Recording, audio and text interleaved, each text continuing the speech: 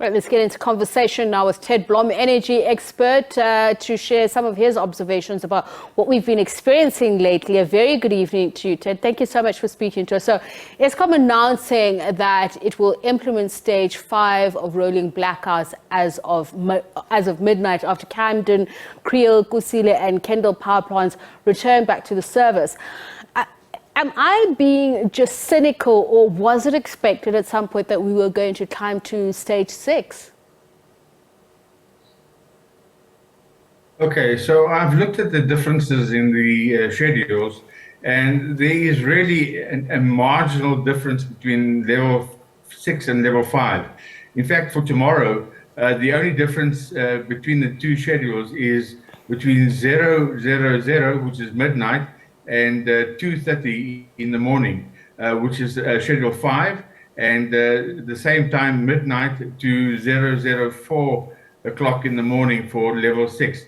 The rest of the day, the load shedding is exactly the same between the two stages. So I don't think one must get too excited about the lowering of the stage of load shedding or blackouts. And in fact, I'm not convinced that Eskom is actually on top of the situation.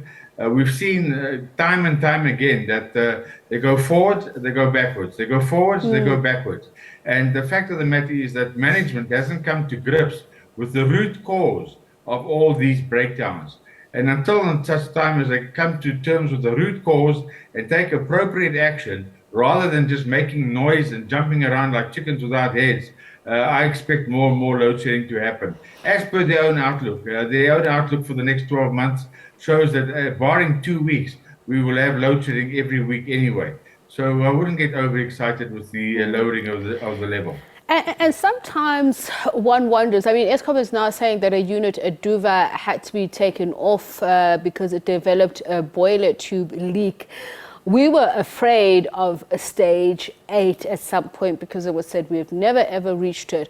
But is it seeming likely, because as you say, there's a very scant difference between the various stages? I mean, it certainly feels like every 3 or 4 hours you are experiencing load shedding.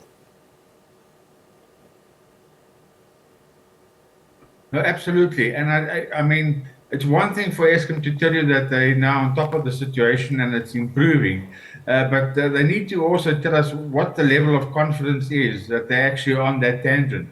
And as far as I can see, my personal level of confidence that they've actually turned the corner is very close to zero. They might be lucky that 1 or 2 things have gone their way in the last 24 hours, but the fact of the matter is boiler tube leaks is something that should not be happening. When you put a boiler together with thousands of kilometers, I mean, there's upwards of 5,000 kilometers of fine tubing.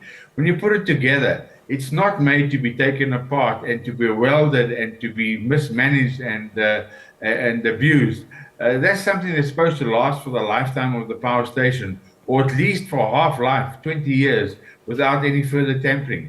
The reason why they're having all these boiler tube leaks is because the root cause is that they're feeding the wrong feedstock. They're feeding rock and too abrasive material into the boilers. And that's something that I've actually taken up with Eskom personally. And my approach and my offer was totally rejected by the CEO. He said, no, he was on top of the matter. However, in the last year, he seems to have conceded that he doesn't think that issue can be solved. Now, I mean, that is not good enough. We can't keep on losing boiler tubes because of abrasive material, wrong feedstock, which also means that you are obviously overpaying for the stuff that's going into the power station, and also means that you're not doing quality control on the feedstock that's being delivered at the power stations. And that is part and parcel of the corruption that I uncovered in 2006, is that every Tom, Dick and Harry with a dog and a friend inside Eskom is getting a contract to supply Eskom, and they're supplying them with, in most instances, absolute rubbish. And that's what's causing all the breakdowns. And if Eskom's management are not competent enough to stand back and say, what is the root cause of all these breakdowns, then I'm afraid we've got the wrong team running Eskom. Now, just talking about some of the root causes, about a week ago, it was expected that the dam levels at the pump storage systems would be entirely restored by this Monday. How critical is that, just in terms of particularly restoring emergency generation reserves? Okay, so I'm fortunate that I've actually had a role to play with those peaking dammed pump stations. And I've actually been inside and taken tours, visitors through those installations. Those are very important in terms of managing the peak demand for our grid, and more so, they should not be used during the course of the day. They are really only peaking stations. And if you have to resort to using them during the course of the day or during the weekend, then there's something drastically wrong with your system. The system has then lost balance completely. And as I said previously today, this current calamity with load level 6 load shedding on a weekend is probably the closest Eskom's ever been in its 100 or 99-year history to a total meltdown. It's not where you want to be. It's not where you choose to be. And until Eskom's management gets to grips with what's going on and sorts out, Eskom has got an installed capacity of 52 gigawatts. 52 gigawatts. The maximum demand for most of the year is not more than 30 gigawatts. So even on a bad day, they should have more than 18 gigawatts of spare capacity. And that has proven to be not true. So until Eskom restores the spare capacity by doing proper maintenance, as they pledged to do when they took the office in 2020, until that happens and the proper budgets are made available, we are being held up as guinea pigs and fools as the paying public for Eskom's electricity. And something drastic needs to be happening there. And I hope the president comes back and kicks some behinds so that the proper mandate and the fiduciary duty of Eskom is honoured and fulfilled. Whose tochas ought to be kicked, and in what areas? Well, I think the president should start with the board that he appointed in 2018. They've been very poor, and they weren't, in fact, equipped at the time that they were appointed with discharging their duties.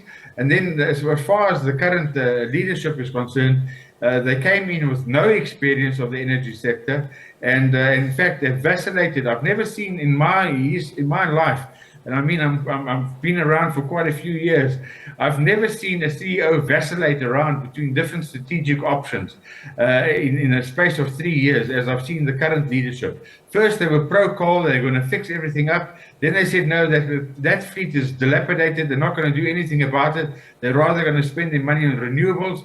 And in the last few weeks, they've said, no, hang on, renewables aren't reliable enough. We'll now resort to gas.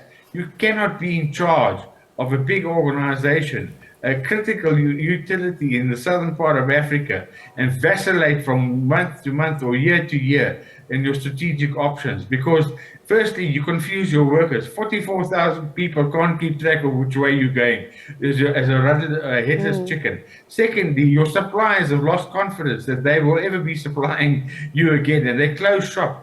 They are not interested in your tenders and stuff anymore because you can't give them confidence that you're going to use them in the long term. And it's expensive keeping capacity open for possible orders in some future date. So no, you need somebody that's stable, somebody that has very good experience of the industry, and there are lots of those people around, and somebody that has the right qualifications so that he understands what happens inside a boiler, the metallurgy. He understands the geology of coal. He understands the engineering and pressures, the physics that are going into the pressure boilers and the turbines. If you don't have that background, you're forever on the learning curve. Believe you me, I've been learning for more than 30 years, and I'm just a pen pusher, and I've been very close to Eskom on a number of occasions. I've been asked to come and help them out, and I'm still learning from day to day. So to expect somebody to come in with no experience, no technical qualifications, and then take over the leadership and do a good job, I think it's just expecting far too much.